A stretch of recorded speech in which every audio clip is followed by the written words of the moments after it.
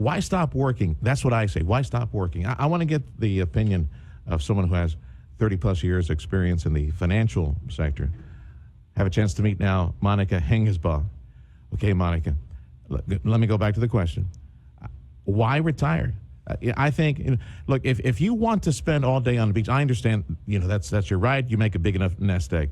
But I've noticed, and this is just anecdotal, but I bet you a lot of friends would say the same thing. When people retire, it's like I've seen so many people lose their drive, their purpose, and I think even if you continue to work a flex schedule on, you set the rules, flex schedule on your time, just a few hours, I think it will keep you healthy. Maybe we should be promoting that type of work culture in folks that are at retirement age, just for the sake of keeping them active, keeping them healthy, give them a drive, give them a purpose. What do you think, Monika? I think that would be a fantastic idea. But unfortunately, for some of the people, I just recently had a bookkeeper who thought she could work another 5 years before retiring, actually ended up having a stroke. And so health is what forced her into retirement completely unprepared. So as much as I love the idea of having that flex schedule, then we need to start thinking on the flip side of what medical care can we have to keep all of us healthier. Yeah. Our food, accessible gyms, exercise programs, having companies allow that to keep their employees healthy to work longer. Those are all good ideas. Let me ask you about something else that I know very few people think about. Only a small amount are investing into long-term health care, like home care, nursing care. What recommendations, you in the financial sector and providing advice for so many years, is it still possible at age 40, maybe even age 50, when people start thinking about this? Is it still possible affordable to open up, start a policy that will sock away some money in the event of that situation pops up, like you said, that they have nursing care either at home or at some place where they can be taken care of without having all their assets be swallowed up by Medicaid?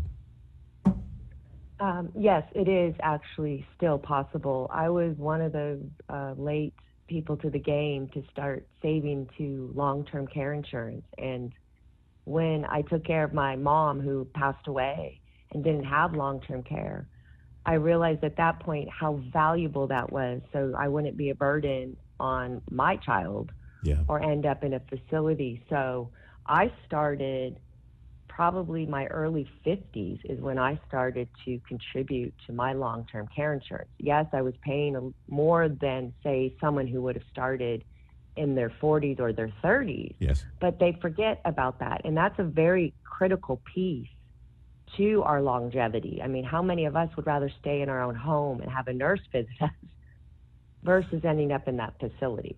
I have a lot of people in their 50s tuning into this talk radio station, some in their 40s. We got really smart younger set in their 30s tuning in as well. But for the core audience, 45 to late 50s tuning in right now, could you in a fair fashion, or the numbers would be all over the place, but could you, how much would it cost of the premium yearly or on a monthly basis, let's say early 50s, to purchase long-term care, or is that number just too wild and crazy? Does it vary too much between person and person and market and market? It varies quite a bit between person because it all depends upon risk factors, of course. So whether they were smokers or are smokers or have certain health ailments. High blood pressure, all that stuff. Price, that makes sense. The price fluctuates. That makes sense. It. Yeah. Sometimes you hear, for example, on the life insurance side, say, for $100 a month or less than $100, you can get $2 million of life insurance. And Big Lou, he's on diabetes too, or something like that. They throw some numbers at you. But it is for a professional in the peak earning years, in their 50s, it's just a matter of budgeting for that. And you think it probably would still be affordable for most folks, the long-term care? I do agree it still should be, it would be affordable for people for long-term care. And I think that your key word was budgeting.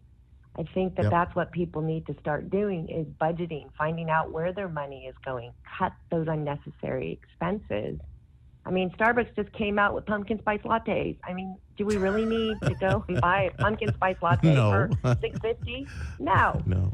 So that money can go towards some of the things that we need when we retire, long-term care, Okay. maybe paying down our house sooner, Yeah. things like that. 10-4. Build the nest egg and get those Yes. assets. CEO of Decision Financial Services. It's a pleasure to meet you, Monika. We'll call again.